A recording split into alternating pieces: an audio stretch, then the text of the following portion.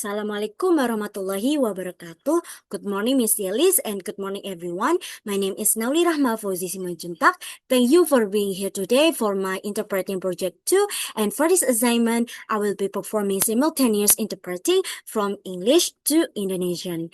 I will begin the interpretation shortly. Thank you, and I hope you enjoy the presentation.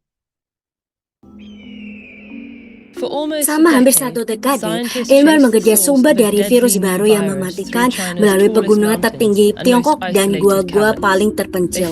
Mereka akhirnya menemukannya di sini dalam kelelawar di Gua Shito. Virus yang dimaksud adalah sebuah virus corona yang menyebabkan epidemi dari sindrom pernapasan akut berat atau SARS pada tahun 2003. Virus corona adalah kelompok virus yang dilapisi dengan tonjolan protein kecil yang terlihat seperti mahkota atau corona dalam bahasa Latin. Ada ratusan virus corona yang diketahui. 7 diantaranya menginfeksi manusia dan dapat menyebabkan penyakit.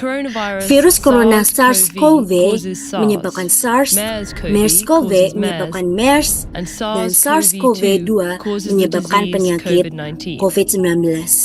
Dari 7 virus corona manusia, 4 menyebabkan flu, infeksi ringan yang sangat menular pada hidung dan tenggorokan.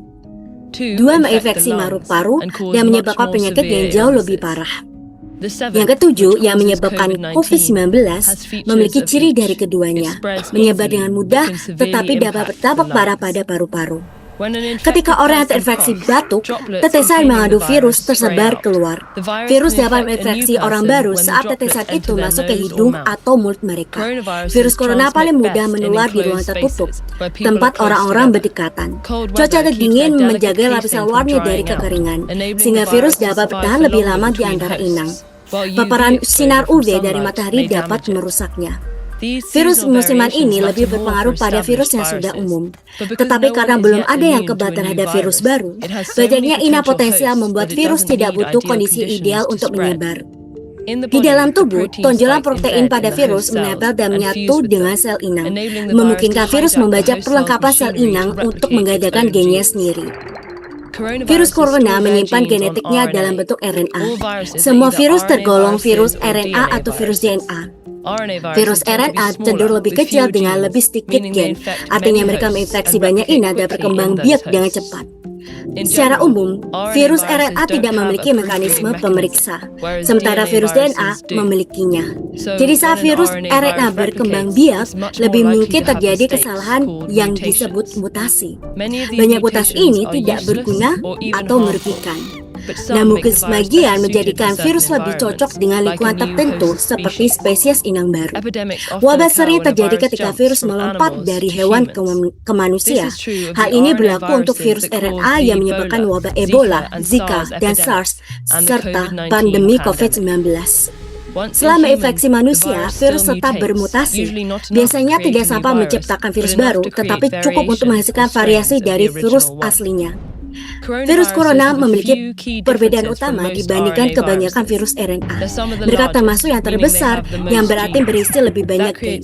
Hal ini menciptakan lebih banyak peluang terjadinya mutasi yang berbahaya. Sintaksis adalah aturan dalam bahasa yang menentukan urutan kata dan struktur dasar kalimat dalam berbagai bahasa. Setiap bahasa memiliki sintaksis tertentu yang memberitahu penutur dan pendengar bagaimana dari kalimat yang muncul lebih dahulu agar mereka bisa memahami apa yang dikatakan. Ini adalah pedoman yang kita gunakan saat berbicara dan menulis supaya kalimat bisa dimengerti dan koheren. Hati-hatilah agar tidak bingung antara sintaksis atau semantik dengan diksi. Ketiganya membentuk dasar dari konstruksi kalimat. Jadi, mari kita uraikan satu persatu definisinya. Sintaksis, seperti yang baru saja disebutkan, adalah urutan kata dalam kalimat. Diksi adalah pilihan kata tertentu yang digunakan untuk menyampaikan makna tertentu. Semantik adalah makna yang disampaikan oleh kata-kata yang digunakan. Kita akan fokus pada sintaksis untuk video ini. Dalam bahasa Inggris, ada urutan kata yang tetap untuk sebagian besar jenis kalimat. Tentu saja, selalu ada pengecualian, tetapi sebagian besar waktu, kalimat dalam bahasa Inggris standar mengikuti urutan SVO. Subjek, verba, objek. Contohnya, anak laki-laki itu melihat keluar jendela. Dalam cara kalimat ini kita punya subjek, anak laki-laki, verba lihat, dan objek keluar. Gambar ini menunjukkan pohon sintaksis tata bahasa Inggris yang digunakan oleh ahli bahasa untuk memetakan struktur kalimat. Meskipun kamu mungkin jarang menemui pohon sintaksis, mengetahui cara menggambarnya cukup berguna dan akan membantumu memahami struktur kalimat. Dalam bagian ini, kamu bisa melihat bahwa kalimat diuraikan menjadi bagiannya, verba, nomina, artikel, dan preposisi.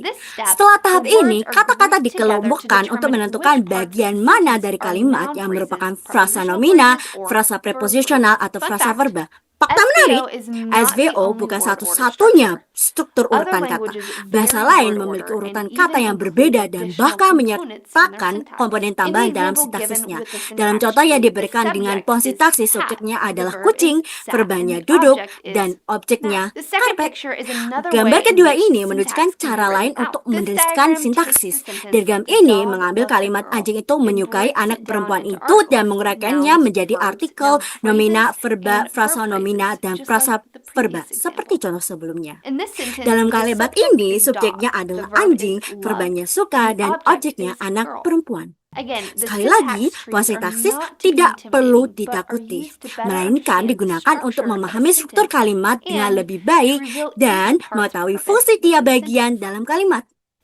Kegunaan lain dari pohon sintaksis adalah ketika urutan kata yang berbeda digunakan dalam suatu kalimat, pohon ini bisa membantu memetakannya. Misalnya, jika kamu mendengar kalimat dalam bahasa asing yang menggunakan urutan VSO atau variasi lainnya, membuat pohon sintaksis dari kalimat itu bisa membantumu mengubahnya ke urutan SVO sehingga kamu bisa memahami apa yang sedang dikatakan. Want to speak real English from your first lesson? Sign up for your free lifetime account at EnglishClass101.com.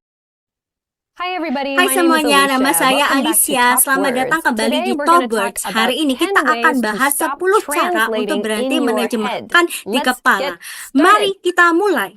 Identifikasi benda-benda di sekitarmu dalam bahasa Inggris. Cara pertama untuk berhenti menerjemahkan di kepala adalah mengenali benda-benda di sekitarmu dalam bahasa target. Jadi kalau kamu belajar bahasa Inggris, itu berarti kamu melihat benda-benda sekitarmu. Lihat hal-hal dalam hidupmu. Jangan pikirkan benda-benda itu dalam bahasa ibumu dulu. Pikirkan benda-benda itu langsung dalam bahasa targetmu. Jadi kalau aku melihat sekitar ruangan dan melihat sebuah komputer, aku seharusnya tidak pikirkan katanya dalam bahasa ibuku. Aku harus langsung memikirkan kata itu dalam bahasa targetku. Mulailah dengan benda dan situasi hari-hari. Kalau aku bilang komputer dalam bahasa Inggris, mungkin aku harus bilang komputer dalam bahasa Jepang. Aku tidak tahu air dalam bahasa Inggris, tapi omizu dalam bahasa Jepang. Jadi mulailah hubungkan kata-kata dalam bahasa targetmu dengan kehidupan sehari-hari sekarang juga. Kalau kamu belajar bahasa Inggris, mulai biasakan dengan hal-hal dalam kehidupan sehari-harimu dalam bahasa Inggris. Ulangi frasa yang kamu dengar dari penutur asli. Tips kedua, ulangi frasa yang kamu dengar dari penutur asli. Jadi kalau kamu nonton channel ini atau menonton sebuah acara TV atau film, dengarkan bagaimana penutur asli menyusun frasa. Kalau kamu dengar frasa yang tidak pernah kamu dengar atau gabungan kata yang menarik, coba ulangi sendiri. Jangan cuma dengarkan, tapi coba ucapkan. Kalau kamu di tempat umum dan susah ngomong, tidak apa-apa, latih di tempat yang lebih nyaman. Mungkin kamu punya ruang pribadi untuk berlatih, ulangi saja. Biasakan mulutmu untuk mengucapkan kata-kata sebagaimana penutur asli mengucapkannya. Kalau kamu tidak pernah benar-benar mengucapkan kata-kata itu, kalau kamu hanya menerima, hanya mendengarkan, dan kamu tidak benar-benar menghasilkan bahasa itu, agak sulit untuk berlatih dan benar-benar mengasah pelafalanmu, untuk meningkatkan pelafalanmu. Jadi, Ketika kamu mendengarkan penutur asli, cobalah untuk mengulangi apa yang mereka katakan. Misalnya, kalau kamu belajar bahasa Inggris, kamu bisa mencoba mengulang apa yang aku katakan di video ini. Kamu bisa mengulangi hal-hal yang aku katakan, karena mungkin aku menggunakan ekspresi tertentu atau aku menggunakan kombinasi kosakata tertentu dengan cara yang biasa dilakukan oleh penutur asli. Dan mungkin itu ide yang bagus untuk mencoba berlatih cara penutur asli menyusun kata-kata mereka. Jadi cobalah untuk mengulang setelah penutur asli. Terutama ketika kamu sedang menonton media. Kamu juga bisa melakukan ini saat membaca buku. Kamu bisa mencoba membaca dengan suara keras baris-baris menarik dalam buku yang kamu temukan atau sesuatu yang mungkin sulit bagimu. Tips latihan yang sangat bagus. That concludes my simultaneous interpreting for this project. Thank you so much, Miss Delis, for your time, guidance, and the opportunity to practice and grow this skill. I also appreciate any feedback you may have for improvement. Once again, thank you, and I look forward to your comments and evaluation. Wassalamualaikum warahmatullahi wabarakatuh. Goodbye.